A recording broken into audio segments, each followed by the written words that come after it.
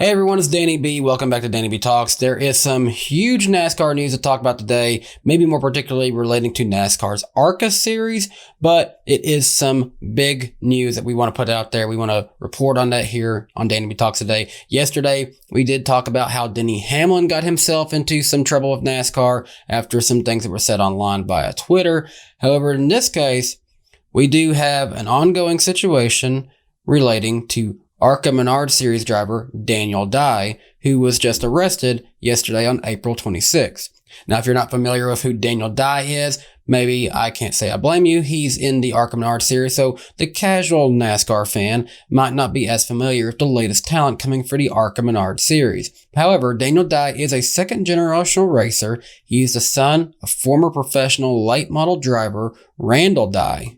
And since July of 2017, Randall Dye has been serving on the board of directors for the NASCAR Foundation. He is currently part of the growing development series for the GMS Racing Association. He has been with GMS for at least since 2021, and he has also been driving the famed number 43 since he has been racing in the same font style that Richard Petty was known for. In 2020, he came onto the ARCA Menards Series scene driving for Ben Kennedy Racing. Now, Ben Kennedy, if you're not familiar with him, he is a longtime driver in NASCAR for a little while, but now he is more of a NASCAR executive, currently sitting as NASCAR Senior Vice President of Racing Development and Strategy. He would remain with Ben Kennedy Racing until midway during the 2021 season before switching teams over to GMS Racing, taking over the remainder of the schedule for himself in the number 21 of GMS Racing. Now today in 2022, he's back full-time with GMS Racing, but back in his old number 43 ride. In fact, even this past weekend in Talladega, Daniel Dye found himself nearly able to win the race at Talladega in the ARCA Menards Series until being spun out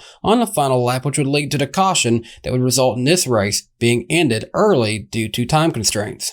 Daniel Dye is just 18 years old. He hails from DeLand, Florida, and over the course of his career, he's been able to pick up one career victory in the ARCA Menards Series. That win came in July of 2021 at Berlin Raceway in Marne, Michigan. Since coming on to the ARCA levels, he has been able to make 9 career starts in the ARCA Menards Series, 10 career starts in the ARCA Menards East Series, and 2 starts in the ARCA Menards West Series. Yeah, even with a good family, great opportunity for racing, great background, Daniel Dye does find himself in legal trouble this week. The arrest report for Daniel Dye was released by the Volusia County Corrections Office, states that Mr. Daniel Dye of DeLand, Florida, with his mugshot, was arrested and booked on April 26, 2022. It also states that around 8:45 p.m., Daniel Dye was also released.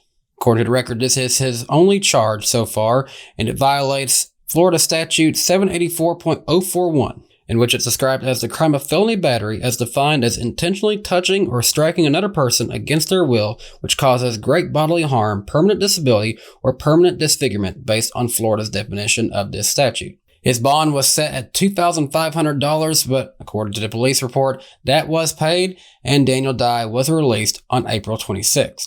Now, it is also worth noting that Frontstretch.com's Mark Kristi was able to get a little bit more information on this, and again, this is all alleged information that's being reported by Frontstretch, but it does say, it sounds like they got a more detailed police report of the whole situation, and according to Frontstretch, it says that Daniel Dye was attending class at Father Lopez Catholic High School in Daytona Beach, Florida on April 26th, and around 2:50 p.m. Eastern Time, so this is definitely right at the end of the day, Daniel Dye, according to this report from Frontstretch, allegedly began dancing and grinding next to a fellow student in the classroom. His classmate reportedly attempted to stop Daniel Dye, who then, according to the report, allegedly punched his classmate in the groin area. The classmate then fell to the ground in pain. He was able to make it to the bathroom where he had a large bruise and his scrotum was swollen. That's all words according to Frontstretch.com, and again I want to stress, this is all allegedly what happened. This is from their words, not mine. It goes on to say that later the student was diagnosed with a ruptured testicle and would later go on to be referred to a urologist. The student in question is pressing charges against Daniel Dye, who was taken into custody afterwards. Now, at this time, I have reached out to GMS Racing to see if we could get maybe a comment or a latest status on this with Daniel Dye, but so far, no response has been given, so for now, we're going to assume they have elected to decline to comment on this. That's not to be expected in a situation like this. It is a currently ongoing situation, but we do want to keep our eyes on this. It is unfortunate for a guy as young as Daniel Dye. I do think he's got, a great opportunity. Maybe this won't end his career. I don't think it would, but we will see what happens with his current situation within GMS Racing. It is possible that could come into play. There could be a suspension by NASCAR because of this. We'll just have to wait and see what the latest details are on this situation. But for now, all we can report on is that this young ARCA Menards Series up-and-coming prodigy for the GMS Racing team has been arrested this week, and the charges are not good. Felony battery is definitely not a good look for a young up-and-coming NASCAR driver. But let me know what you guys think down in the comment section. Do you think Daniel Dye's career will be impacted by this? Do you think there will be any repercussions from NASCAR? Do you think the team will have any repercussions for him? Let me know your thoughts down below. And hey, for all the latest in NASCAR news, subscribe to my channel, DannyBTalks, and tonight we will discuss even more NASCAR news following the race at Talladega Superspeedway, and we'll get you set up for this weekend's race at Dover Motor Speedway tonight on the NASCAR Week podcast, hosted by DannyBTalks this week. We'll start that live at 8 o'clock p.m. Eastern Standard Time and at 7 Central Time. We'll also be hosting our good friend David Land as he joins us to break down the action from Talladega this weekend. And until next time, hey, thanks for watching today's update and have a great day. Bye, guys. Hey, race fans. Thanks for watching this video from DannyBTalks. If you're new to my channel, please be sure to hit subscribe and click the notification bell so you never miss another video from my channel.